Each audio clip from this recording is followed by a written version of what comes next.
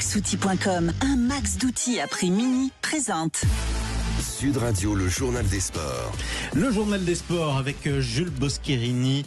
Journal des sports dans la langue de Molière parce qu'on pousse un grand cocorico aujourd'hui. Sud Radio, la radio du rugby, qui vous explique pourquoi les clubs français dominent de la tête, des épaules et même du reste du corps le rugby. Eh ben oui, Jean-Marie, 4 matchs, 4 victoires, c'est très beau pour les clubs français. Ça commence avec la démonstration de force de l'UBB, 17-69 sur la pelouse des Chiefs d'Exeter. C'est un score sans appel, Succès également pour le Stade Toulousain en Afrique du Sud sur la pelouse des Sharks, 20-8. Castres aussi s'impose à domicile et sans contestation, s'il vous plaît, 49-10 face aux Bulls. Et même le Stade français, pourtant avant-dernier du top 14, qui l'emporte 45-35 face à Northampton, un club anglais. Ça aussi, ça fait plaisir. Oui. En bref, les clubs français ne refusent pas le jeu pour le plus grand plaisir de nos yeux, comme sur cet essai du Toulousain Blair Kinghorn, ponctué d'une magnifique chistera de Thomas Ramos. Clément Combe au commentaire. Les passes s'enchaînent. Même si la continuité a du mal à se faire, la passe sautée de Blair Kinghorn pour Mathis Lebel. Il a du choix de la vitesse, Mathis Lebel. La Champions Cup, il aime cette compétition. Oh, la magnifique passe délicieuse de Thomas Ramos pour le deuxième essai de la rencontre. Et Blair Kinghorn vient conclure sur le coin gauche de l'embus. Que c'est délicieux. Et comptablement, ça se ressent. C'est délicieux puisqu'à l'heure où on se parle, 7 clubs français sur les 8 engagés poursuivraient l'aventure européenne si le classement devait en rester là. Et pour essayer de comprendre cette suprématie de nos tricolores sur la scène internationale, on a le plaisir d'accueillir notre consultant rugby Sud Radio, Philippe Spanghero. Bonjour Philippe. Bonjour. Salut Philippe. Quelle soirée hier, en tout cas quelle journée plutôt sur Sud Radio. Tous les clubs français sont passés. Ouais, tous les clubs français sont passés et ça vient renforcer la confirmation de la suprématie quand même de notre championnat sur le continent européen. Et comment on l'explique cette domination des clubs français, cette suprématie du top 14 ? Alors en fait, elle a toujours été assez prégnante quand même dans cette compétition européenne, puisque les clubs français sont ceux qui ont le plus gagné cette compétition, entre le Stade Toulousain, Toulon, La Rochelle. Il y a eu une concurrence réelle avec le rugby anglais fin des années 90, début des années 2000.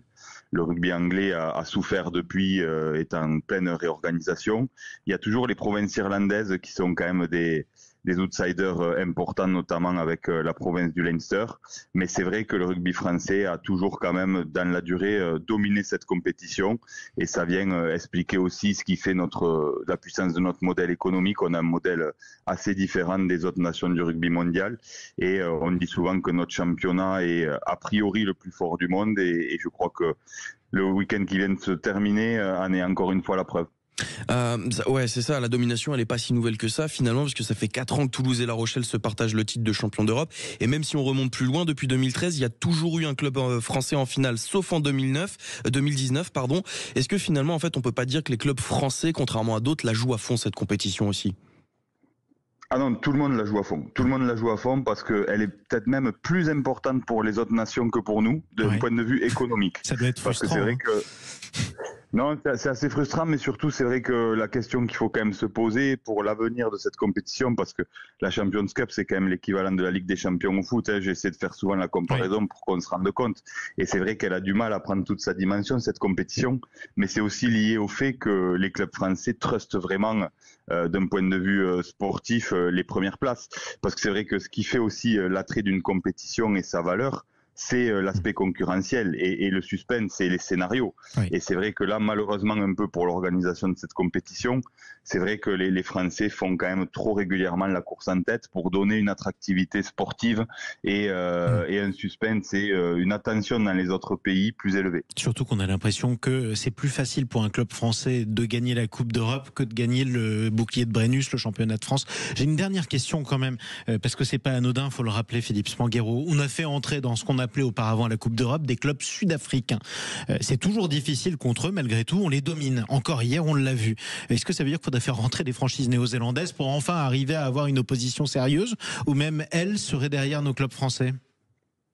Alors les Néo-Zélandais, on n'arrivera jamais à le faire. Ce qui justifie l'arrivée des Sud-Africains dans cette compétition, c'est le fuseau horaire. Ouais. C'est-à-dire que pour l'intégrité des joueurs, sur des allers-retours très courts comme ça marche parce qu'il n'y a pas de décalage horaire. Même si honnêtement, on peut se poser la question quand même de la logique de la chose, parce que moi je suis en ce moment en Afrique du Sud, j'étais là pour le match de Toulouse, et c'est vrai que malgré tout, on voit les Toulousains qui arrivent de Toulouse en plein hiver, qui se retrouvent à s'acclimater en quelques jours au plein été ici en Afrique du Sud, avec 11 heures d'avion, des températures chaudes, 11 heures d'avion, des températures très chaudes, un niveau d'humidité très élevé, et ce matin ils reprennent l'avion et demain ils seront à Toulouse en plein hiver.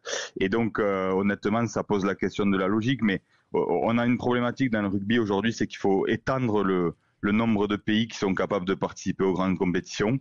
Donc on a trouvé la solution avec l'Afrique du Sud qui répond à la problématique de fuseau horaire. On ne pourra pas faire beaucoup mieux en termes d'élargissement, mais c'est sûr que si demain on voulait avoir une compétition très attractive au niveau sportif, à part les provinces néo-zélandaises dans le monde du rugby aujourd'hui, il n'y aurait rien à faire de mieux pour essayer de contrer la domination française. Bon, écoutez, on ne va pas se priver de bouder, on ne va pas bouder notre bonheur, en constatant quand même que les Français sont les meilleurs. Pour une fois, c'est quand même le fait. Merci beaucoup Philippe Spanghero. Merci Philippe. Merci à vous. À très bientôt avec toute l'équipe de Sud Radio Rugby, évidemment. Jules, on change de ballon ? Ouais, allez, juste un petit mot avant, puisque y a quand même 2 matchs aujourd'hui. Toulon contre les Harlequins à 14h et La Rochelle contre le Leinster à 16h15. Ce sera quand même une belle affiche, hein. Absolument belle affiche. La Rochelle-Leinster, ça va être sympa à regarder. Allez, on passe au football justement là avec la Ligue 1 et l'OM qui conforte un peu plus sa 2e place au classement. Et oui, ça c'est grâce à sa victoire 2-1 sur la pelouse du Stade Rennais, de quoi revenir à 4 points du leader, le PSG, qui joue ce soir à 20h45 face à Saint-Etienne.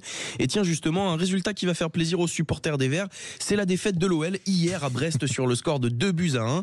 Et place aux autres matchs de la 17e journée de championnat. Aujourd'hui, il y en a 4, le PSG on l'a dit, mais aussi Le Havre-Lens à 15h ou encore Toulouse-Strasbourg à 17h15. Exactement, ça c'était pour le sportif. Maintenant on parle d'économie.